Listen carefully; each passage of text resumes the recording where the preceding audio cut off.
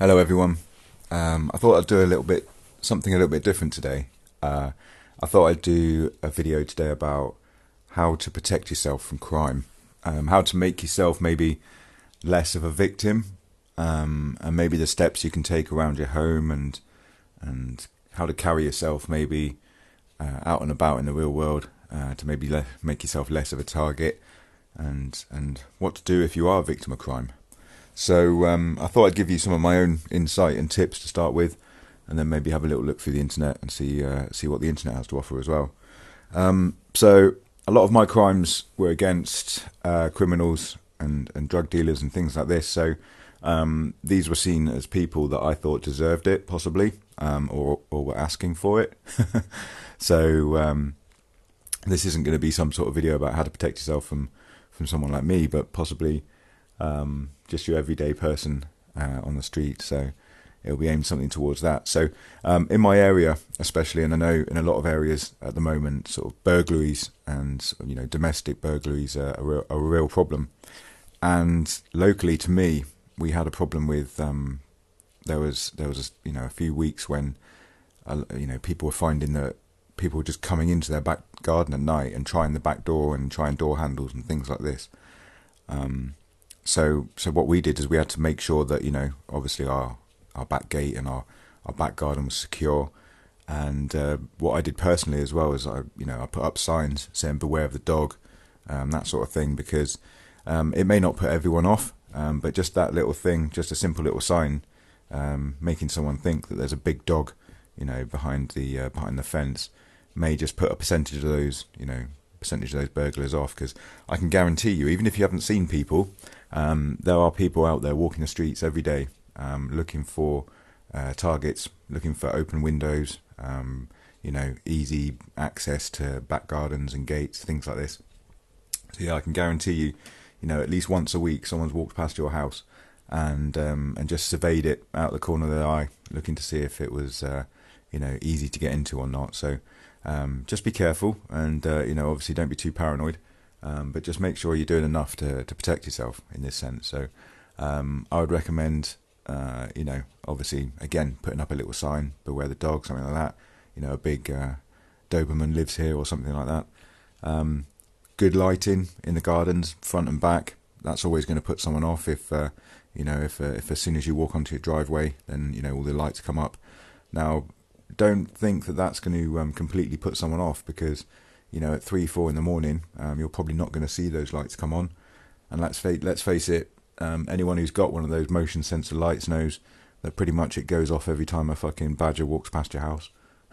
So so after a few months you start to ignore it going off in the middle of the night. And cameras, it's really easy access to get good quality cameras these days. Even if you use dummy cameras, if you can't afford to get the good stuff, just putting up some dummy cameras on corner of the property, front and back door, that sort of thing. As soon as you come in through the gate, if it looks like there's a camera in your face there, that's going to put people off. You're never going to stop someone who's completely determined. Someone who just puts a mask on and then jumps over your fence. None of that is going to stop him. So then what you've got to do is you've got to make sure your doors, windows, excuse me, windows, any access points to your house are completely secure. Make sure you've got good locks and bolts and things. If you can just push or kick your way in through a door, then that's never going to help you. These guys are going to be pretty determined. We watched some program the other day about how burglars get into property and even just leaving the keys in the back door. What they do is they sometimes smash with a crowbar, just smash through that little window, and they can just put their hand in and then open the lock with the keys you left in there. So I've stopped leaving my keys in the back door. I also don't leave them in sight of the back window either, just in case they smash through the back window and then grab the keys. That's a big one for people who've got nice cars as well. What they're doing now, because a lot of cars, it's really difficult to kind of start them without a key. So what they're doing is they're doing burglaries just to get the keys. And one of the methods you can use for that, because a lot of people keep the keys near the front door. One of the guys I used to be in prison with, what he would have, he'd have it was 2 or 3 coat hangers with a big hook on the end of it. And he'd use that, and it would reach 2 or 3 meters into the house to be able to hook car keys off. So never leave your car keys in sight of the front door either, because that's an easy way for people to just grab them and be off with your car, and you might not even know it for sort of 6-7 hours afterwards. So yeah, that's obviously a few things you can do to protect yourself at home. When you're out and about in the streets, obviously, I've given my wife knuckle dusters. I give her knuckle dusters before so that she's got them in her handbag. So if anybody ever sort of approaches her or stops her in the street, she's got a method to defend herself. But I'd always recommend as well just being able to defend yourself, even if it's just in a basic way, just to be able to push somebody off or to throw a punch. Practice throwing punches as well. Make sure you're confident throwing a punch. You don't want to be like Jay from the In-Betweeners movie. When the first time you throw a punch is when you realise that you can't do it. So it's always worth maybe even if it's just going to a boxercise class where you do the punching motions and things. But it's definitely worth learning how to throw for an effective punch that may get yourself out of trouble, because, like I say, the last thing you want is to be in a situation where you need to defend yourself, and that's the minute you realise you can't. So I just thought I'd have a quick look on Google as well, and the Met Police have got some tips for staying safe on the street. I thought I'd just have a quick look through here. So street crime is often opportunistic, so making yourself less of a target. Moving with purpose and being aware of your surroundings will go a long way to keeping you safe. Here's where you'll discover more tips on how to stay safe. Well, that's okay. So it says, be prepared. Plan your route in advance. Carry a charged mobile and some cash, and tell someone where you're going. Well, every time you leave the house. Maybe London's a bit more dangerous than the rest of the UK. This one makes me laugh. Be assertive. From the moment you step out onto the street in the morning, look assertive and act and walk with confidence. This will always make you appear in control and more vulnerable. I mean, I like what they're saying there, but this does make it seem like every time you walk out onto the streets in London, there's birds of prey circling around above your head. Make sure you always appear in control. Wow. Be aware. Using a mobile phone, whether making calls or texting, wearing a hood or listening to loud music, all affect your awareness and your surroundings. I mean, that's a good point. Making yourself vulnerable in that situation. Whenever you come out of a tube station, often you won't have had any signal for the whole time you're down there. So the minute you come out of a tube station, a lot of people pull their phone out because they'll get a buzz from from a message they may have received. So a lot of muggers and things will hang around outside tube stations, waiting for people to just grab their phone and be distracted for that second, and they'll come up and just take it and either get off on a bike or a scooter or something like that. So again, that's a good point. Just be aware that maybe as soon as you come out of the tube, maybe just give yourself a bit of time, walk away. Always just be aware in London as well. There are people who are looking for tourists, that sort of thing. So you're always going to be a little bit more vulnerable in the city. So just have to have a heightened sense of what you're doing. Now, I live down in a country town. It's fairly small. We don't have a lot of street crime, but it does exist. And also, muggings and other crime that happens, to lone and vulnerable people. It's always worthwhile, like I say, just having a self-defense class, knowing how to handle yourself, and also just having a plan for if something happens. So just think in your mind. So what happens to if I'm walking alone one day and 3 people stop me and pin me up against a wall with a knife? Now, the reality of the situation is, unless you're fucking Jackie Chan, you're not going to get out of that situation. You're not going to defeat these people. So what are you going to do? You're going to hand over your wallet. You're going to hand over your phone. All right. Okay. They're unlikely to do a pat-down search of you. Okay. So if you are walking alone at night, maybe just keep a cheap, shitty phone and an empty wallet on you. If you're going to hand these things over, fucking give them the empty stuff and let them run off with it. Jewelry's obviously a big thing as well. You don't want to be taking off your jewelry and things as well, but just be aware that, wearing big flashy chains and gold jewelry at night, you might become a bit of a target.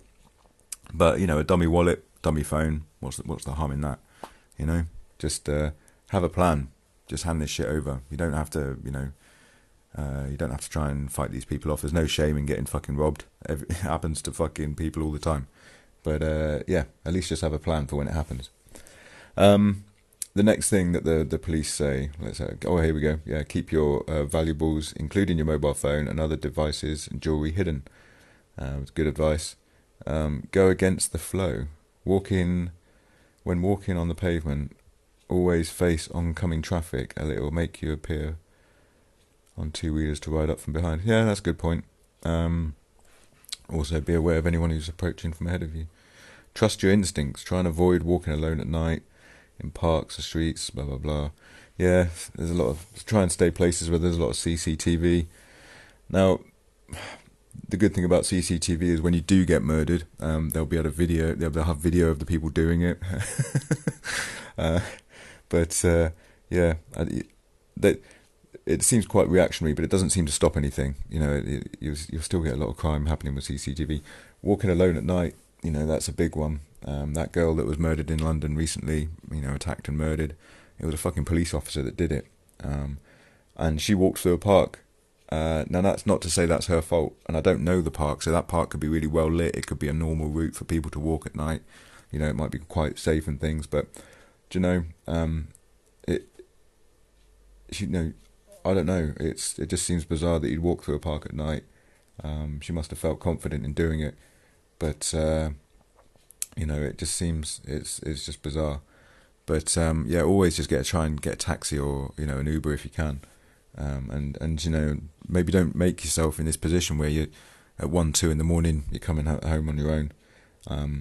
It's sad to say that that's the thing where you have to these days. Tell people not to do these things, but it's if you're going to make yourself vulnerable, it's a lot better to walk home at 6 o'clock at night than it is 2 in the morning. Make a plan and stick to it. First off, discuss with friends what you're doing. You can even a lot of phones these days, you can just share your location for half an hour or an hour. Make sure that people obviously can just keep an eye on where you're going and what you're doing. Be vigilant. Alcohol and drugs will reduce reaction times and inhibitions, which makes it harder to assess risks and danger. Yeah, obviously, safety in numbers, blah, blah, blah. Yeah, so they're basically just trying to keep you safe and just making you have a plan. Let's see, there's another website here, protecting yourself. General advice to stay safe when you're out. Be aware of what's going on around you.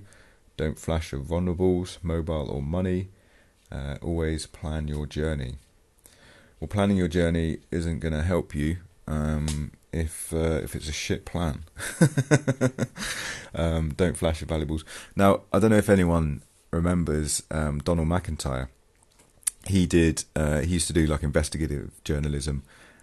He was the guy who he would get into kind of what do they call it, undercover thing. So I remember he went undercover for the Chelsea headhunters. The football hooligans, and he was getting a Chelsea tattoo, and he fainted while he was getting the tattoo.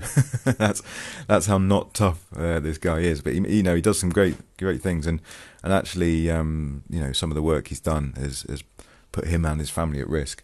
But one of the documentaries he did was walking around the streets of London at night with a mobile phone and a laptop, trying to get mugged, just to show what happened. They put a tracker in the mobile phone and the laptop to see what happened to it after he got mugged and where it went. And interestingly enough, he spent I think it's about 3 nights walking around with these things out on display, middle of London, some of the dangerous parts where you wouldn't really want to walk around and stuff. And he didn't get mugged. He failed to get mugged for several days. And in the end, he did have to just walk around Peckham, I think it was, in the end. And he did manage to get himself mugged in the end, but it did take him, a lot of effort. So, actually, the streets are a lot safer than you think. But also, if you make yourself a target, it's always going to be more apparent. So, after that, what they recommend is, again, a bit of self-defense. If you see a crime is about to take place, or you think someone is going to commit a crime against you or your home, you should always try and contact the police or call for help before confronting any attacker. or person committing a crime. Yeah. Use reasonable force. Now this is quite an interesting one, because reasonable force is very vague. So as long as you're defending yourself and not too much being the aggressor, you're allowed to do whatever you need to do. So if someone has a weapon, you're allowed to use a weapon to defend yourself. So if someone has a knife, then you can take that knife off them with a bat, with a, if you've got a knife, then possibly you could use that. If you think that someone is going to, threaten your life with maybe, trying to kill you or something like that, then, reasonably, you can kill them and still get away with it if you think that your life was at risk. But what you can't do is you can't sort of, tie them to a chair and torture them. Once the risk of them being a threat to you is gone, then you can no longer use force. So there was quite a famous case. It was in the news of this guy breaking into a home at night, and there was two massive rugby players in there, and they beat the shit out of him with baseball bats, and left him kind of battered on the floor. And the police came along, and absolutely nothing happened to them, because this guy came into their property at night. He was a threat, and obviously anybody coming into your home is an unknown threat. You don't know what they're capable of. So the fact that these two big lads beat the crap out of him with bats was reasonable, compared to the unknown threat that this bloke was. Like I say, what they're not allowed to do is they're not allowed to tie him to the chair and then beat him with bats. So yeah, just stay the right side of reasonable force, and you should be able to get away with a few slaps. Just saying here again, when you're at home, lock your doors, close windows, keep keys somewhere out they can't be reached from the outside. Always check the ID of any callers you don't know before answering the door. Now, the best thing with any of these kind of things is just to not entertain anybody on your doorstep, or anybody who wants to come into your house to talk to you about anything. Nobody has the right to talk to you outside. You don't have to talk to anybody. It's quite reasonable for you to if these people are genuine doorstep salesmen, there's rules and regulations about how much they can harass you, and genuinely, if you just shut the door, lock it, put some music on, don't listen to them ringing the doorbell, there's nothing wrong with that. Get used to saying no. A lot of these people prey on the fact that people can't say no. Just get used to saying no. No, thank you. See you later. Bye bye. Let's have a look. It's out of day at night, getting about, walking, getting a taxi. Yeah, well, just always try and get taxis if you think you're vulnerable. Just always try and get taxis, and use a company that you know as well. So, sometimes grabbing a local minicab or something.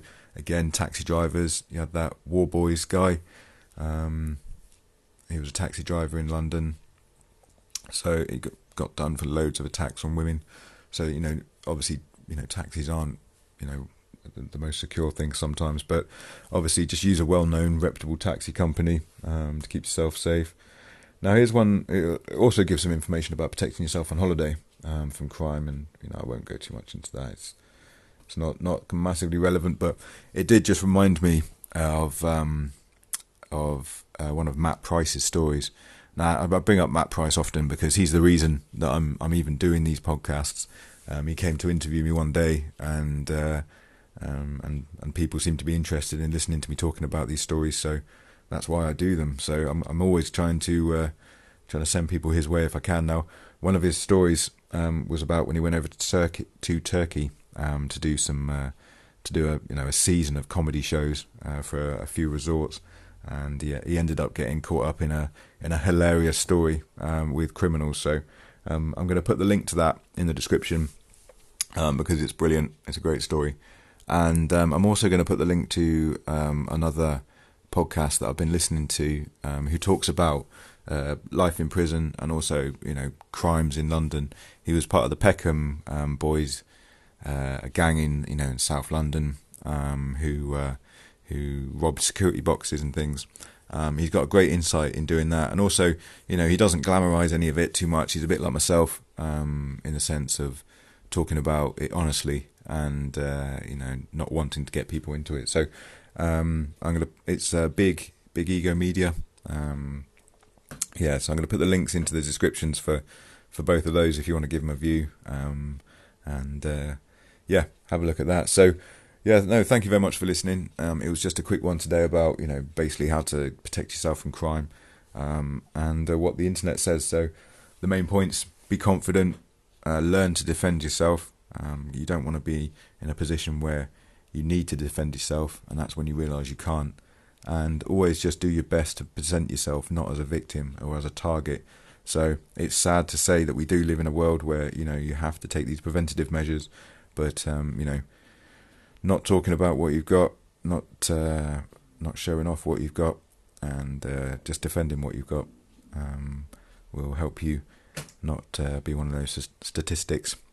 Okay, and maybe have a plan for what happens if someone, I turn the kitchen lights on and there's someone stood in my back garden. Have a plan for what happens if, I'm pinned up against the wall with a knife to my throat. What happens if, there's a fight outside my house and people are getting stabbed and, suddenly someone's banging on my door. You don't want to be in these situations and then not realise what you need to do. So always have a plan for the worst and then just live for the best. Okay, thank you very much. Thank you very much for listening. And check out the podcast in the description. They're really good. Cheers.